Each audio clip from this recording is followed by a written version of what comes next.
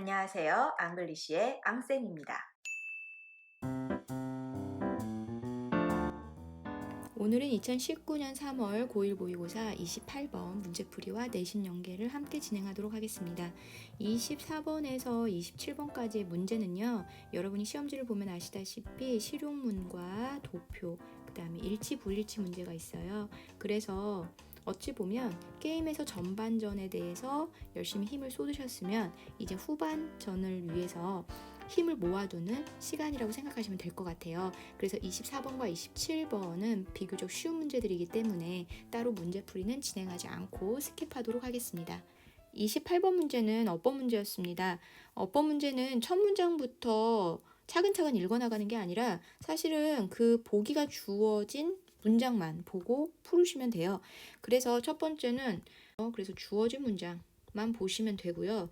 여기서 중요한 것은 나한테 주어진 보기에서 과연 묻는 개념이 무엇인지를 여러분이 파악을 하셔야 돼요.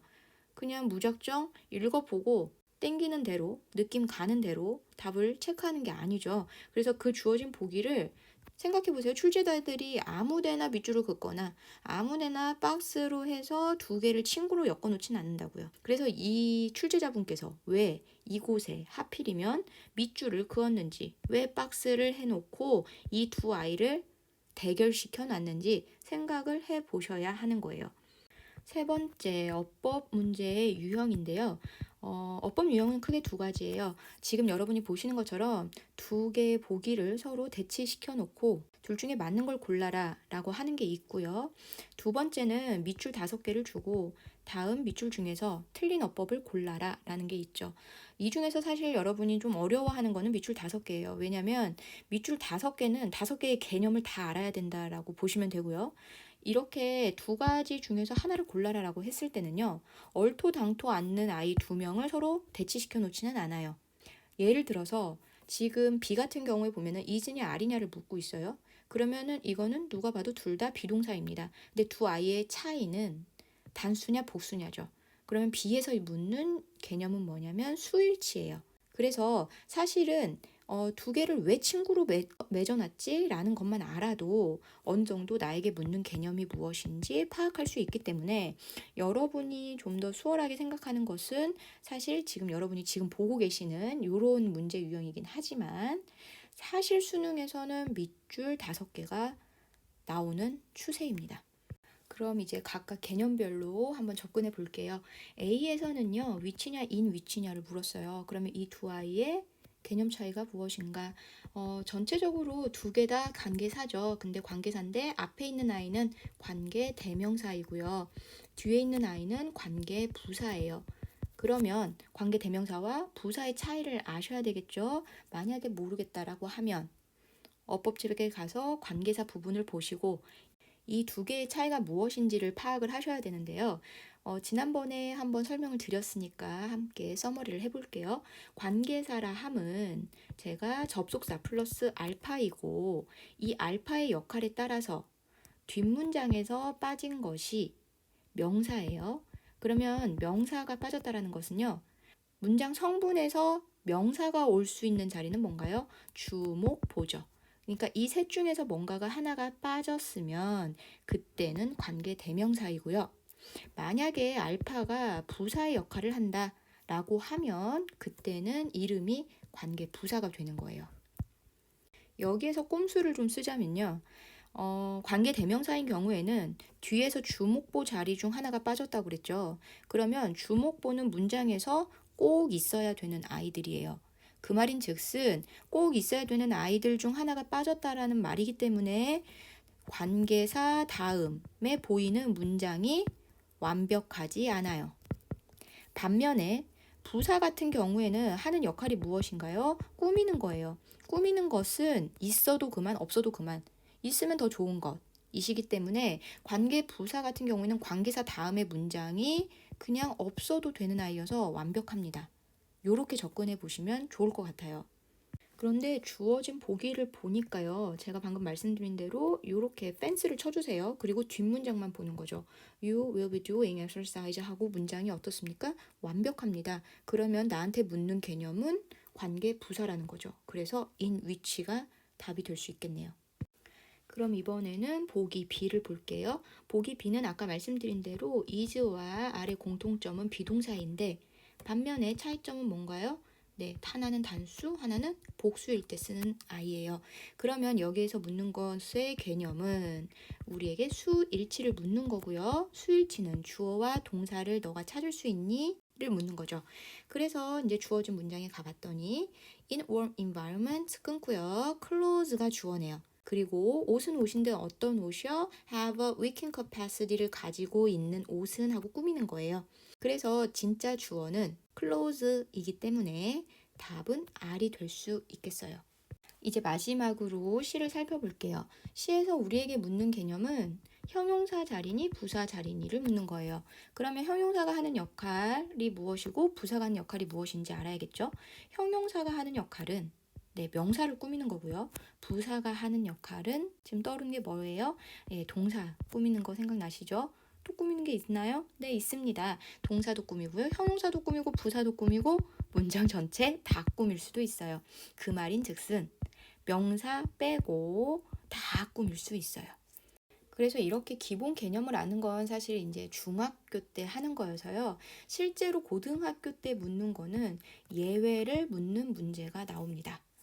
그래서 여기서 여러분이 이제 정리해 두어야 되는 개념이 뭐냐면 이형식 문장이에요. 이형식 문장은요, 주어, 동사로 구성되어 있습니다. 그런데 이형식 동사의 특징이 뭐냐면 이 아이들은 상태 동사이거든요. 상태 동사라 하면 여러분이 대표적으로 아는 게 비동사. 그럼 I am이라고 했을 때 문장이 완벽하지 않죠. 이 뒤에 오는 내용이 이 내가 어떤 상태인지를 보충해 주는 말이에요. 그래서 보충해 준다라고 해서 문장 성분의 이름은 보어라고 부르고요. 보어인데 주어를 보충해 주는 말이니까 정식 명칭은 주격 보어이고요. 주격 보어라 함은 문장 성분을 나타내는 거고요. 문장 성분과 품사는 구분하셔야 돼요. 그래서 보어 자리에 올 수 있는 품사는 뭐냐면 명사 아니면 형용사인 거죠. 그러면 여기서 이제 충돌이 일어나는 거예요. 내가 봤을 땐 동사 다음 자리니까 왠지 부사가 올 것 같죠. 그런데 이형식 동사 아이들은 그 다음에 형용사가 온다. 요 개념을 알고 있니?를 묻는 문제예요. 그러면 이형식 동사가 뭔지를 알아야 되겠네요. 그럼 방금 말씀드린 대로 비동사가 대표적으로 있고요. 상태 동사니까 뭐뭐인 것처럼 보인다, seem이 있고요. 뭐인 상태로 있다, remain. 요 세 개 정도는 좀 기본적으로 알고 계시면 좋을 것 같아요. 그럼 문제로 돌아가서 remain 동사가 보이네요. 그래서 답은 comfortable 체크를 해주시면 됩니다. 그럼 이제 마지막으로 28번 지문 분석을 한번 해볼게요. 옷이라는 것은요, 비쌀 필요가 없습니다. 편안함을 제공하기 위해서요. 언제요? 운동할 때요. 그러면 첫 번째 문장에서 우리가 알 수 있는 것은 운동복에 대한 이야기를 할 텐데 운동복이 굳이 비쌀 필요가 없다. 라고 하네요. 그러면 우리의 머릿속에 퍼뜩 떠올려야 되는 게 뭐냐면 나데이 법비 같은 구문이에요. 이 말인 즉슨 A가 아니야 라고 이야기를 했잖아요. A는 문제야. A 해봤자 소용없어 라고 했으면 무조건 그냥 아니야 라고 해놓고 무책임하게 끝나는 글은 없어요. 무언가가 아니야 라고 했다면 그래서 어쩔 건데 라는 대안을 마련을 해야 됩니다. 그랬는데 두 번째 문장을 봤더니 고맙게도 바로 명령문으로 이야기를 하고 있어요. 옷을 고르래요. 근데 어떤 옷? Appropriate for the temperature and environmental condition. 두 번째, 기온과 환경에 적합한 옷을 골라주세요. 하고 끝납니다. 그런데 그 환경에서 우리는 운동을 하게 되는 거죠. 그러면 두 번째 문장에서 첫 번째 문장이 아니라고 말한 거에 대한 대안을 이야기하고 있죠. 그러면 저는 여기에 노란색으로 하이라이트를 쳐놓고 키워드인 부분에 혹시라도 나중에 빈칸 추론이 나오지 않을까라는 생각을 해보겠어요. 그리고 나서 이제 세 번째 문장을 볼게요. clothing, 옷인데 that is appropriate for exercise and the season. 이것에 적합한 옷은 당연히 improve 시켜줘야죠. 적합한데. 그렇죠? 너의 운동 경험을 improve 시켜줄 거야. 그리고 나서 구체적으로요. 그 다음에 in warm environments라는 이야기가 나옵니다. 그러면 우리는 자동으로 다음 문장에 혹시 cold environment가 나오진 않을까 생각을 해보는 거죠. 따뜻한 환경에서는요. 어떤 일이 벌어지나요? 옷인데 어떤 옷이요? weekend capacity를 가지고 있는 옷은 당연히 도움이 되겠죠. weekend capacity가 있으면 어떤 일이 일어납니까? 열을 발산해 주겠죠.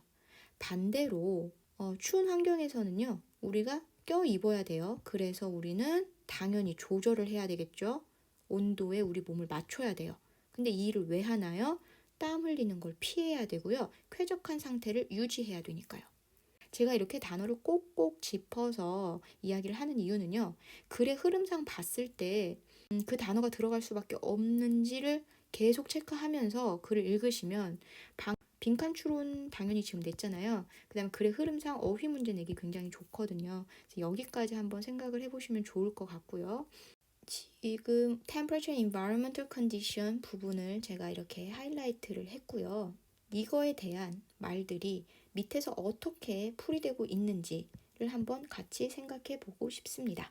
그래서 옷인데 엑서사이즈가 시즌에 적합한 옷은 당연히 임프루브 시켜줘야 되고요. 따뜻한 환경에서 weekend capacity를 가지고 있으면 그게 도움이 되긴 하죠. 근데 helpful보다 조금 난이도 있게 문제를 내고 싶으면 열을 발산하다라는 단어도 굉장히 좋을 것 같아요. 반면에 추운 날씨에 당연히 옷을 껴입어야 되는데 그거는 우리의 몸을 적합하게 조절하기 위해서인데 이거는 당연히 땀을 피해야 하는 거고 편안한 상태를 유지하기 위함이죠. 그래서 편안함이란 단어까지 이렇게 체크를 해주시면 어휘 문제로 만들 수 있을 것 같습니다. 이제 깨끗한 지문으로 한번 소리내서 읽고 정리하시면 좋을 것 같아요. 오늘 하루도 수고하셨습니다. 다음 시간에 뵐게요.